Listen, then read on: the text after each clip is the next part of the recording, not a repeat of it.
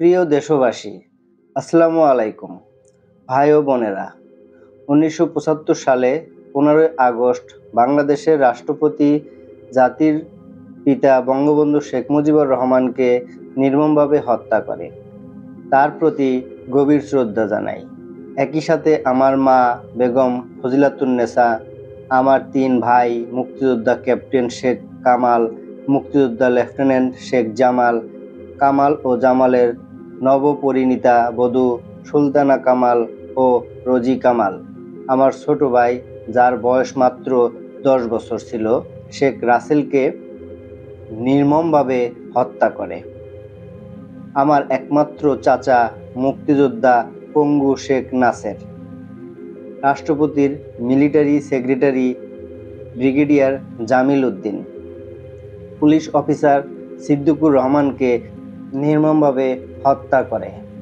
শ্রদ্ধা জানাই মুক্তিযোদ্ধা শেখ ফজলুল হক মনি ও তার অন্তঃসত্ত্বা স্ত্রী আরজুমনি, কৃষিমন্ত্রী মুক্তিযোদ্ধা আব্দুর রব সারনিয়াবাদ, তার 10 বছরের ছেলে আরিফ, 13 বছরের মেয়ে বেবি, 4 বছরের নাতি সুকান্ত, ভাইয়ের ছেলে মুক্তিযোদ্ধা সাংবাদিক শহীদ সারনিয়াবাদ, ভাগ্নে রেন্টু সহ অন্যান্য অনেককে নির্মমভাবে হত্যা করে।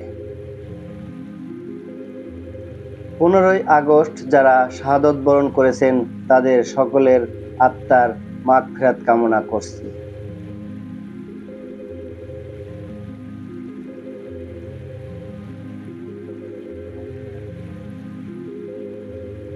এবং শহীদের প্রতি আমার শ্রদ্ধা জ্ঞাপন করছি।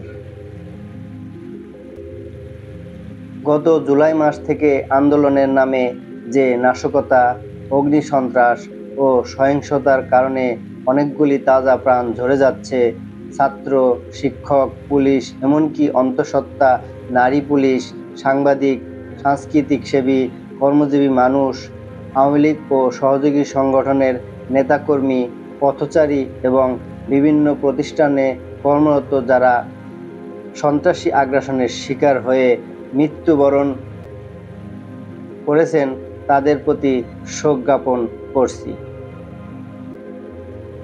এবং তাদের আত্মার মাগফিরাত কামনা করছি।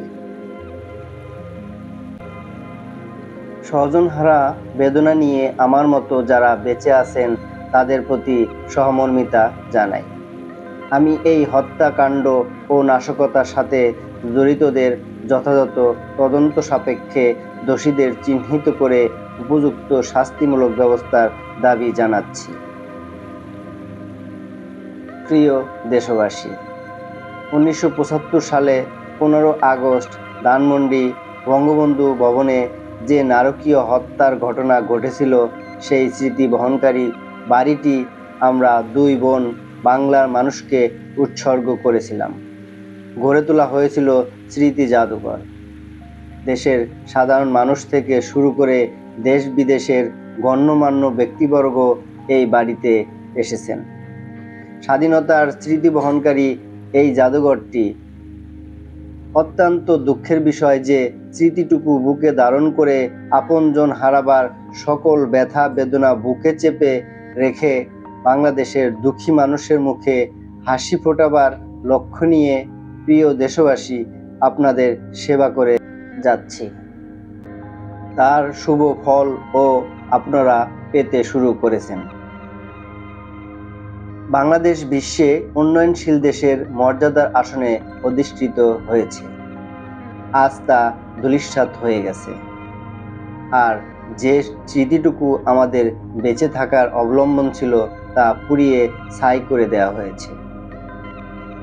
চরম অবমাননা করা হয়েছে জাতির পিতা বঙ্গবন্ধু শেখ মুজিবুর রহমানের প্রতি, যার নেতৃত্বে আমরা স্বাধীন জাতি হিসাবে আত্মমর্যাদা পেয়েছি, আত্মপরিচয় পেয়েছি, স্বাধীন দেশ পেয়েছি।